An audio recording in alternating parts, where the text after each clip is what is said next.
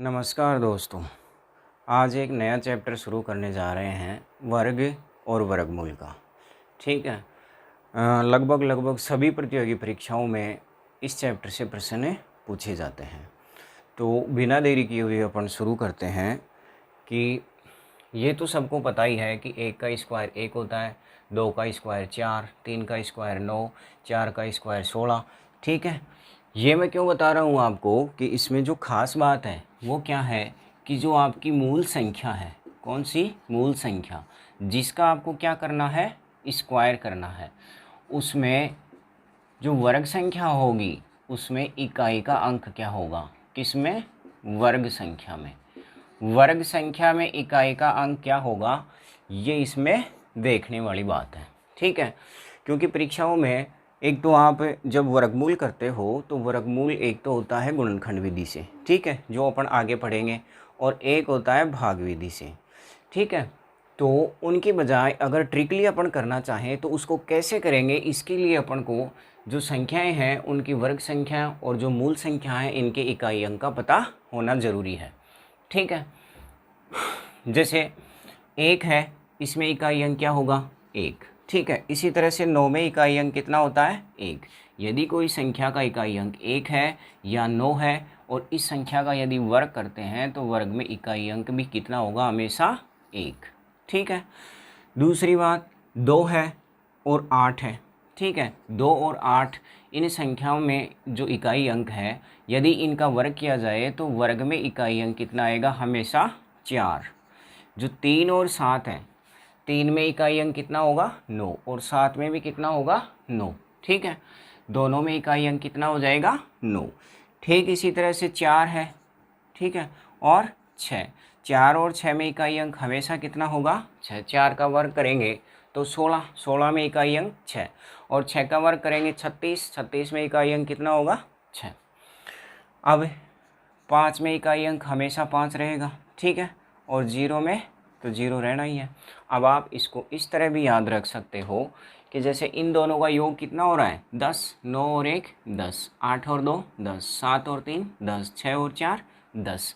10 के योग से याद रख सकते हो कि इनका इकाई अंक ये होगा। ठीक है।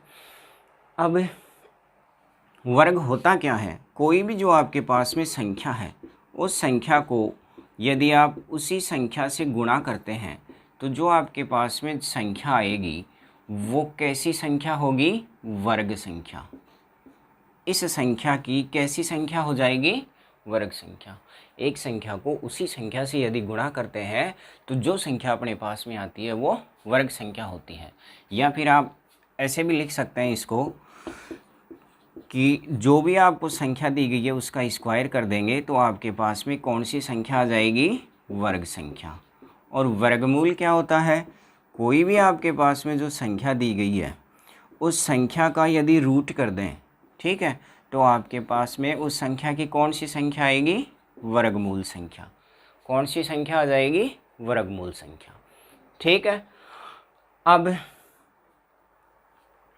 इसमें कुछ फैक्ट्स हैं जो आपको हमेशा याद रखने हैं कि वर्ग संख्या में इकाई अंक अपने पास 1, 4, 9, 6, 5 और 0 आए हैं। ठीक है। अब आए कौन कौन से अंक नहीं है, एक तो 2, 8, 3 और 7। ये जो अंक हैं, अंक किसी भी वर्ग संख्या के, पूर्ण वर्ग संख्या के, किसी भी पूर्ण वर्ग संख्या के अंत में नहीं होंगे।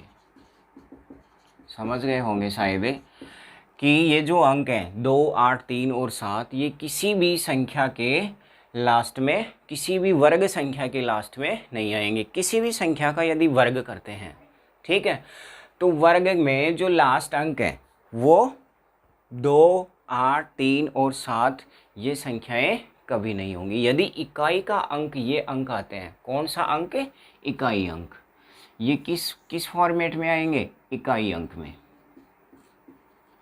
ठीक है, किस में आएंगे, इकाई अंक में।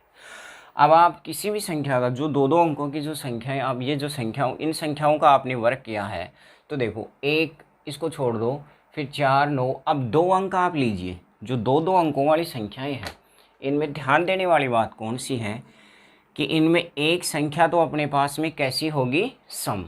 एक संख्या कैसी है, सम। जैसे इसमें 6 है, इसमें क्या है 2, इसमें 6 है, इसमें 4, इसमें दोनों हैं, इसमें 8 है। यानी कहने का मतलब क्या हुआ कि किसी भी संख्या का यदि वर्ग करते हैं तो इकाई और दहाई के अंकों में जो एक संख्या है वो हमेशा कैसी संख्या होगी, सम संख्या। ठीक है। दूसरी बात,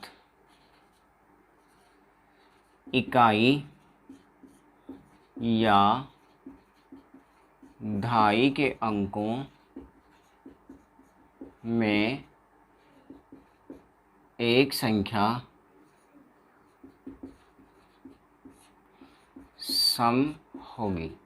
यदि आपको दोनों संख्याएं विषम मिल जाएं तो वो संख्या कभी भी पूर्ण वर्ग संख्या नहीं हो सकती। ठीक है। और फैक्ट देखते हैं इसमें कि जैसे मान लीजिए 10 का स्क्वायर किया तो कितना आया अपने पास में, 100। फिर जैसे मान लीजिए 100 का स्क्वायर करोगे तो कितना आएगा, 10,000। ठीक इसी तरह यदि 1000 का स्क्वायर करें तो कितने जीरो लगा देंगे, 6 जीरो।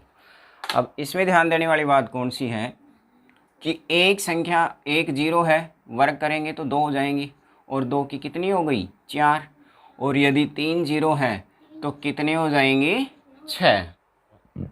कोई भी जो संख्या है, जीरो जिसके अंत में आ रहा है, उसका यदि वर्ग करें तो जो जीरो की संख्या है वो कितनी हो रही है, या तो 2, या फिर कितनी है 4, या फिर कितनी हो रही है 6। ठीक है। यानी वर्ग संख्या के अंत में जीरो की संख्या सम होगी। सम से मतलब समझ गए होंगे, सम से मतलब है कि या तो 2 जीरो होंगी, या 4 जीरो, या फिर 6 जीरो, या 8 जीरो। ठीक है, इस तरह से जीरो की संख्या होगी। और देखिए कि जैसे मान लीजिए आपके पास में जैसे 12 है, ठीक है, 1.2 है, इसका स्क्वायर करना है, इसका स्क्वायर करेंगे, 12 का स्क्वायर कितना होता है, 144। ठीक है। अब एक अंक पर पॉइंट है तो स्क्वायर में 2 अंकों पर पॉइंट आ जाएगा तो 1.44 हो जाएगा। और देखिए जैसे पॉइंट 12 है, इसका स्क्वायर करना है, ठीक है, तो 2 अंकों पर पॉइंट है और स्क्वायर करेंगे तो 2 और 2 4 अंकों पर पॉइंट हो जाएगा। तो 12 का स्क्वायर तो कितना होगा, 144, और एक जीरो लगा कर पॉइंट लगा देंगे तो 0.0144 हो जाएगा। अब यदि इसको 0.012 लिखूं और इसका इस वर्ग करें अपन तो क्या होगा, 3 और 3 6 स्थान पर पॉइंट आएगा। ठीक है, तो 3 जीरो लगाकर 144। अब देखो, अब इसमें समझने वाली कौन सी बात है कि पॉइंट के आगे जो संख्याएं आ रही हैं वो 2 4 है और कितनी है, 6। सेम जीरो वाली कंडीशन है इसमें भी अप्लाई होगी कि कोई भी जो संख्या है, ठीक है, यदि उसका वर्ग करते हैं तो जो वर्ग संख्या होगी, कौन सी संख्या, वर्ग संख्या, उसमें वर्ग संख्या में दशमलव के बाद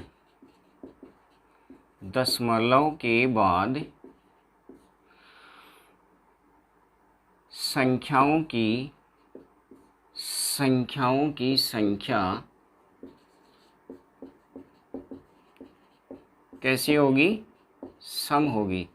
सम से मतलब ये नहीं है कि 2 4 6 8 ये सम होंगी, नहीं, इनकी संख्या सम होगी कि दशमलव के आगे या तो 2 संख्या आएंगी, या 4 आएंगी, 6 आएंगी, 8 आएंगी, इस तरह से इनके बाद में संख्याएं आती हैं।